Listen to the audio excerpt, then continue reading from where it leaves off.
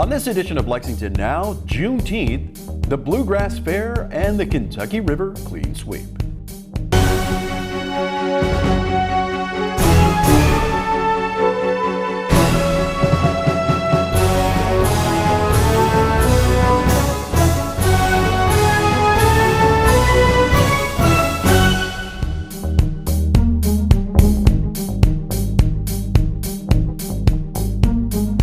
I'm Neil Noah, and welcome to Lexington Now for the week of June 13th, 2022. Lexington is celebrating Juneteenth in grand fashion this year, with events running throughout the week leading up to this important date. We were there for the announcement. This is our first opportunity to really celebrate Juneteenth as a national holiday, and I want to thank the people in our community. We are going to have a great celebration. Community organizers are presenting a variety of events in celebration of Juneteenth, and they're here today to talk about some of those. We have 5 different events on Saturday and Sunday, June 18th and 19th, and I'm going to take them in chronological order. So first, Juneteenth. June 18th from noon to 7 o'clock. I'd just like to say we're so thankful to the city of Lexington, as well as Mayor Gorton and everybody involved for their support of Soul Feast Week, but more importantly, their support of Juneteenth and really recognizing our grassroots organizations as we're really doing our work to impact our communities. In regards to Juneteenth Festival, that'll be Saturday, June 18th at Moondance Amphitheater. It's a free family festival. We'll have food trucks, other vendors, as well as entertainment, live performances. It'll be a really, really fun time. So we're super thankful for using Juneteenth and using Soul Feast Week for this opportunity as we really kick off our Black Restaurant Week, which will be June 20th through the 26th. So we're super excited to continue to do the work in really impacting and economically empowering our Black businesses here in Central Kentucky. And we're looking forward to most working with all these organizations as we continue to grow Juneteenth in Lexington in hopes of making it a regional travel destination around Juneteenth for years to come. June 18th from 7 to 8:30 p.m. is the Juneteenth Jubilee. Lexington actually pulls its weight a lot more than the rest of the country as far as Juneteenth goes. In one cemetery, we have Gordon Granger, who announced it, and in African Cemetery number 2, we have one of the individuals who was actually at the announcement of Juneteenth. When you think about what we're doing, we are giving the background for the history and the importance of this event. We're meeting from 7 to 8:30. We're going to have lots of events that are going to inform you about the significance of Juneteenth. We'll have Civil War reenactors, we'll have a reenaction camp, we'll have music from the Civil War, and you'll have an opportunity to walk around the cemetery and see some of the individuals who played that important part in the role of African Americans in the Civil War. Next, Juneteenth Festival. 11 o'clock to 7 p.m. on June 19th. We're planning on having the Juneteenth, we call it the Juneteenth Jubilee as well, and of course Ms. Giles. We're having it from 11 to 7 p.m. at IMAG. We are a grassroots organization. We've been having Juneteenth-like celebration here in the city of Lexington since 2016. But again, like I said, we're a grassroots organization, and what we want to do is we want to center the American freedmen, which are the descendants of the emancipated enslaved here in Lexington. We want to center them on this day, give thanks to them for their service, not only to Lexington, but to the whole country in its entirety. Next is Juneteenth celebration. Just like everybody else's, we have, ours is centered around fun and family. We got a lot of activities for the kids to get into. We got free food, free beverages, and we just got a lot of support from the local community, so I'm happy to be able to do this for the community.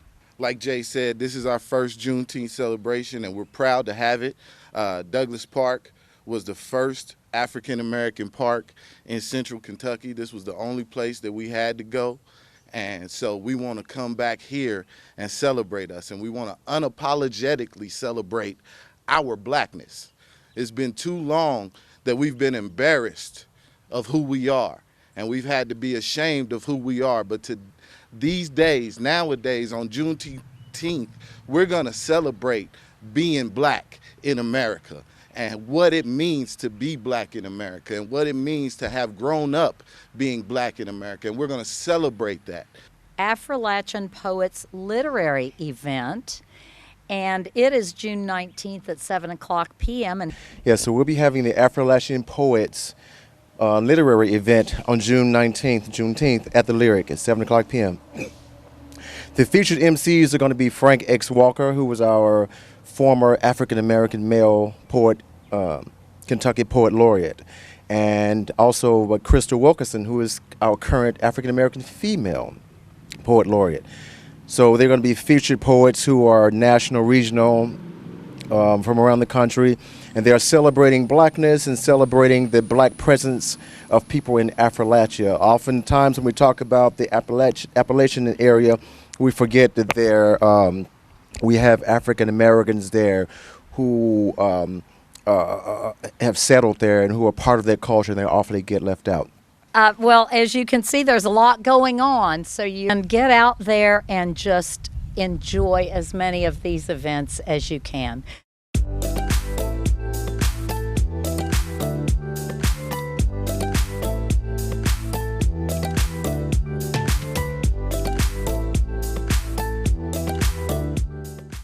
The Bluegrass Fair is up and running through June 19th, and there is plenty of family-friendly fun.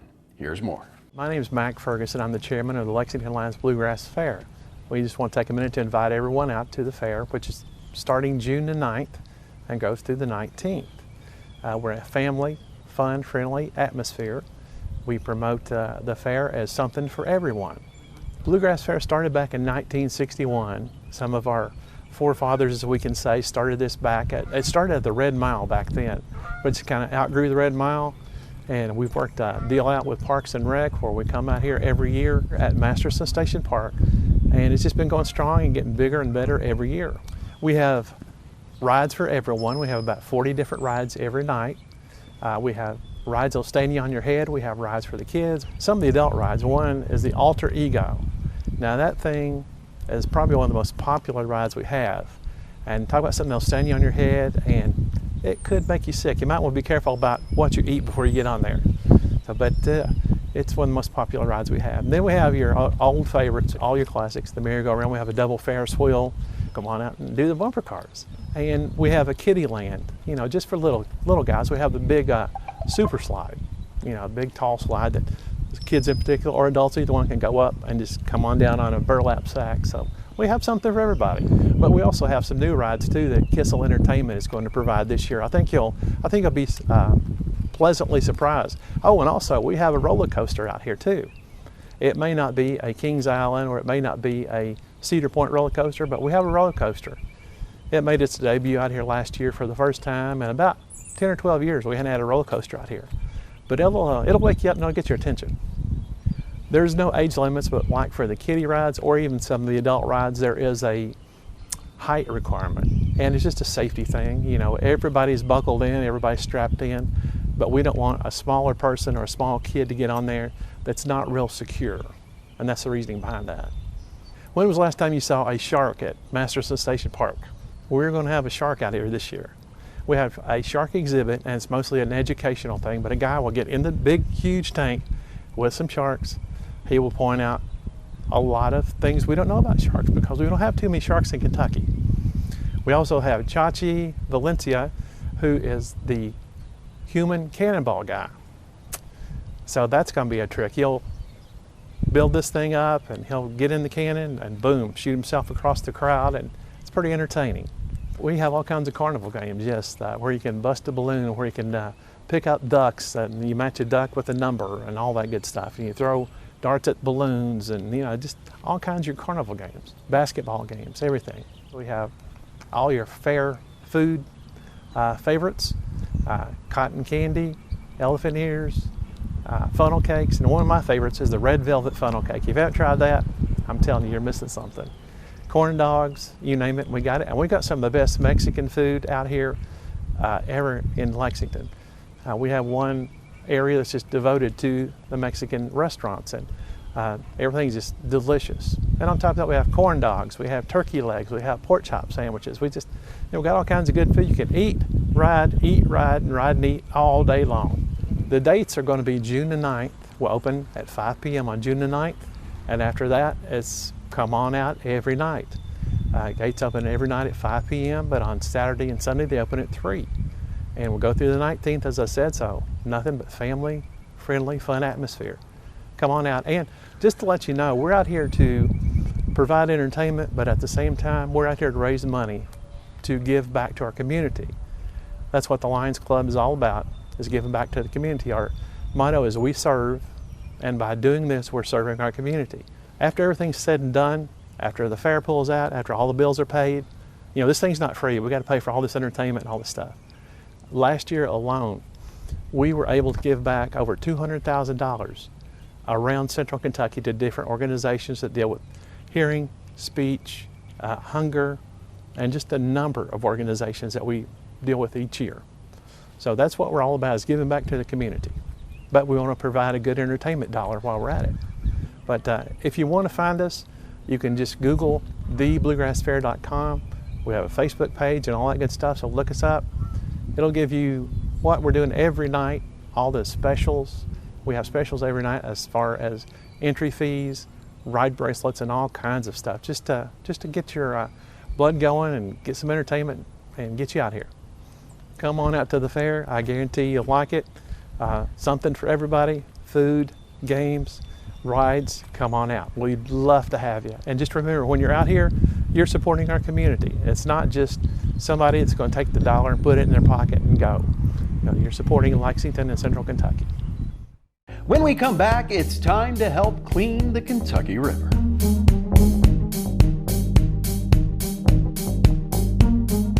Shoo-wee!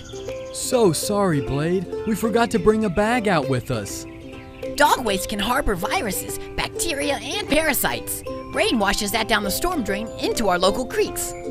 And it smells really bad. Ew!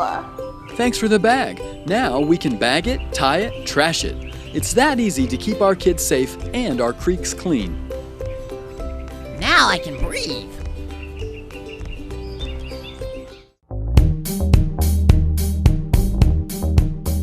Welcome back to Lexington Now.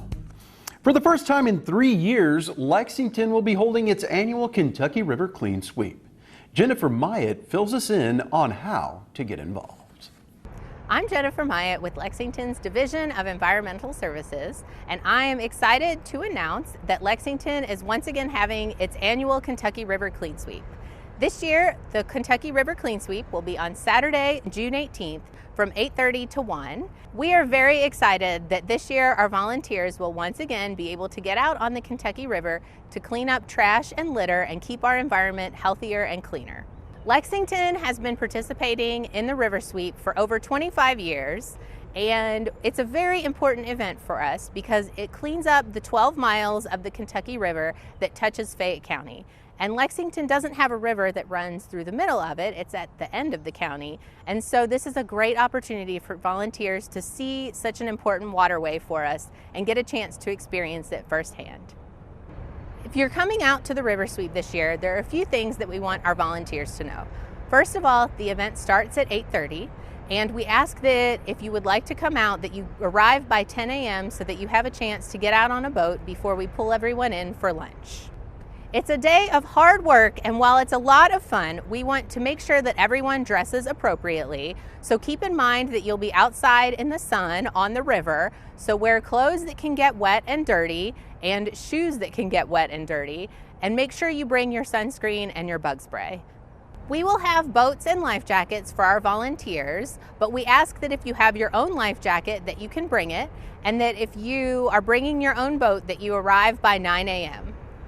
We ask that volunteers pre-register so that we have a head count for lunch. So if you're planning on coming to the River Sweep this year on June 18th, please register and find more information at lexingtonky.gov/riversweep.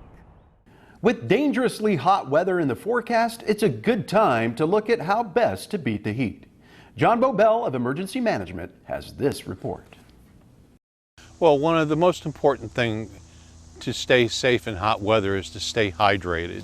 A lot of people forget that with the heat sometimes comes humidity, and as the humidity increases, it becomes harder to sweat. So your body stops having the optimum ways to lose heat and regulate heat internally. So if you're dehydrated and there's high humidity, your internal temperature can rise to dangerous levels. So the best way to stay hydrated is with water. Alcoholic beverages and caffeinated beverages actually cause you to lose water more quickly. They're what are called diuretics. To stay hydrated, water's always the best thing. Just good old H2O is the best way to stay hydrated. Everybody's heard the weather forecasters talk about the muggies. That's when the temperature's high and the humidity starts to rise. The heat index, in fact, can rise to 105, 110. Now you're getting into the dangerous area. It's not only the heat, it's the humidity. The body loses its ability to regulate temperature, and now you can be into serious trouble. And this is particularly important for the very, very young, the very, very old, and those who may have some sort of chronic illness. Those are the people who need to stay indoors. They need to stay within an air-conditioned environment. You can't stay in a building where there's no air conditioning. The problem there is you start getting into conditions of heat exhaustion. The most severe form of that condition is called heat stroke, where all of a sudden you start losing cognitive ability. You lose the ability to think straight. Your body starts cramping up. There are other physiological symptoms that come from just being too hot. Your internal temperature starts to rise. You lose the ability to sweat. Your skin becomes hot and dry. You look red. You look flushed. You are beginning to die. Your body starts shutting down. Your functions start shutting down, and you're in serious trouble. If you suspect somebody either has heat exhaustion or heat stroke, get them to the hospital, get them to urgent care, get them someplace where there's trained medical professionals who can treat the symptoms. Every year throughout the United States, we see cases of people who unintentionally leave young children in cars. It's been approximately 40 deaths this year of children who are left in cars. The internal temperature of a car gets very, very hot very, very quickly. The child's unable to respond to that heat, and they succumb to it. You need to leave something important in the back seat with the child. It's all a reminder that people get rushed, people get in a hurry, and you simply forget. Never ever leave a child in a locked car, not even for a minute. There are a few live meetings on the slate for this week on Lex TV, and as always, you can catch them here or streaming online. And remember, for the most accurate and up-to-date information on all city business, check out our website at lexingtonky.gov. Here's this week's meeting coverage.